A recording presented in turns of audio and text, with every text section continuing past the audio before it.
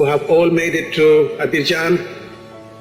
Dear Sadguru, one of the world's voices and leaders on soil conservation and land in this day and age, having you here is absolutely fantastic, and we welcome you. Namaskaram and good morning to everyone here.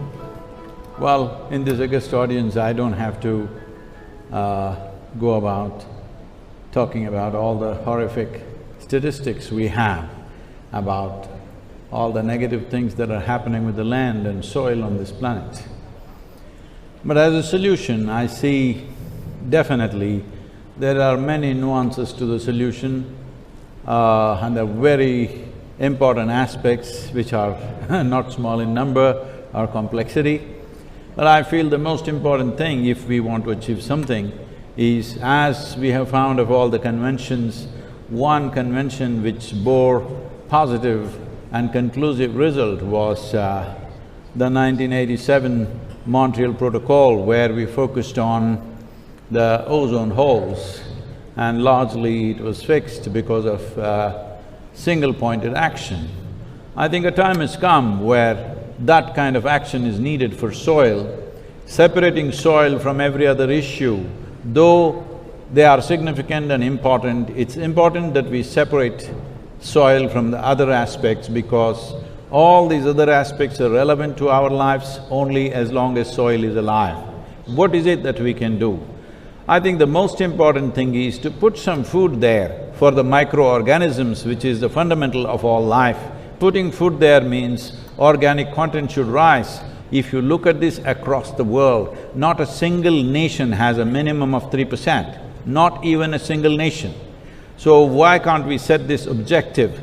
All other issues are there, we can continue to attend to those things, but the most important thing is we as a generation of people keep the soil alive for future generations. Setting up 3% as a minimum average for every nation and setting up an incentive process for the farmers to get there, making the incentives attractive enough that farmers will aspire to be there. And once they get there, the industry and business to facilitate carbon credit systems for the farmers is a second line of incentive. The third level of incentive is, instead of just labeling food products as just organic, as if the other foods are inorganic, it is not. And it's extremely difficult, and it takes a whole lab process to measure the amount of fertilizer and pesticide in a given product, either a fruit or a vegetable. So, the simple thing is to measure the organic content of the soil, which can be done on the land by the farmer. With a little supervision, it can be done. So we can establish 3% organic content. Those who have reached 3% organic content, these products, these agricultural products of fruit and vegetable and grain should find a different shelf in the marketplace.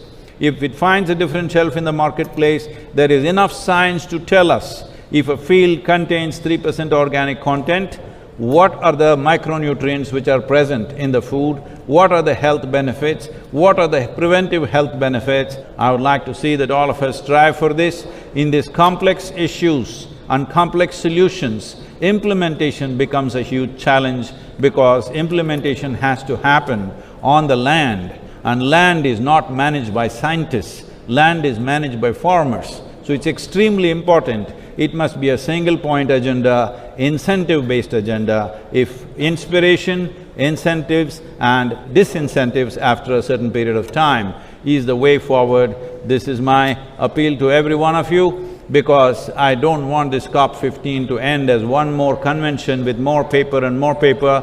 This must end with concrete action, and action in such a way that it's implementable. It is implementable, and we will see a distinct change in the coming few years. Thank you very much for having me here.